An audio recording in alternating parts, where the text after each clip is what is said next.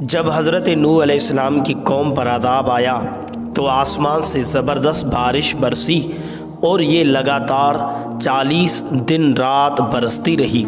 اس دوران زمین سے بھی اس قدر پانی نکلا کہ زمین چشموں کی طرح ہو گئی، پانی پہاڑوں سے اونچا ہو گیا، یہاں تک کہ ہر چیز اس میں ڈوب گئی، اور ہوا اس شدت سے چل رہی تھی کہ اس وجہ سے پہاڑوں کی مانند اونچی لہریں بلند ہو رہی تھی، اور اونچی لہروں کے درمیان حضرت نوح علیہ السلام کی کشتی رواں دواں تھی۔ اس کا ذکر قرآن پاک میں ان الفاظ کے ساتھ کیا گیا ہے۔ ترجمہ: تو ہم نے زور کے بہتے پانی سے آسماں کے دروازے کھول دیے اور زمین کو چشمے کر کے بہا دیا، تو پانی اس مقدار پر مل گیا جو مقدر تھی، اور ہم نے نوح کو تختوں اور کیلوں والی کشتی پر سوار کیا جو ہماری نگاہوں کے سامنے بہہ رہی تھی۔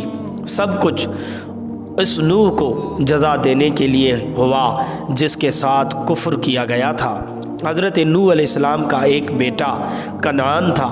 آپ اسے اظہار اسلام کی وجہ سے مسلمان سمجھتے تھے، لیکن در حقیقت یہ منافق تھا۔ طوفان کے وقت یہ کشتی سے باہر ایک کنارے پر کھڑا تھا۔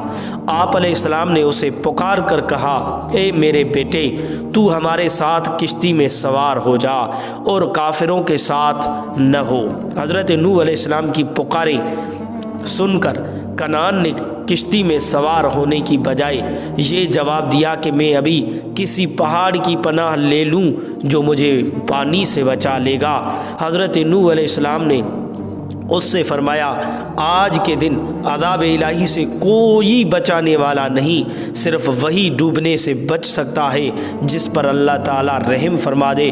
پھر حضرت نوح علیہ السلام اور ان کے بیٹے کنعان کے درمیان ایک لہر بلند ہو کر حائل ہوئی، اور کنعان اس میں ڈوب کر اپنے انجام کو پہنچا۔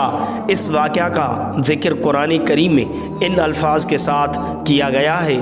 ترجمہ: اور وہ کشتی انہیں پہاڑ جیسی موجوں کے درمیان لے کر چل رہی تھی، اور نوح نے اپنے بیٹے کو پکارا اور وہ اس کشتی سے باہر ایک کنارے پر تھا۔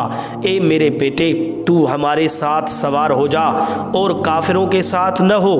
بیٹے نے کہا، میں ابھی کسی پہاڑ کی پناہ لے لیتا ہوں، وہ مجھے پانی سے بچا لے گا۔ نوح نے فرمایا، آج اللہ کے عذاب سے کوئی بچانے والا نہیں مگر وہی بچے گا جس پر وہ رحم فرما دے۔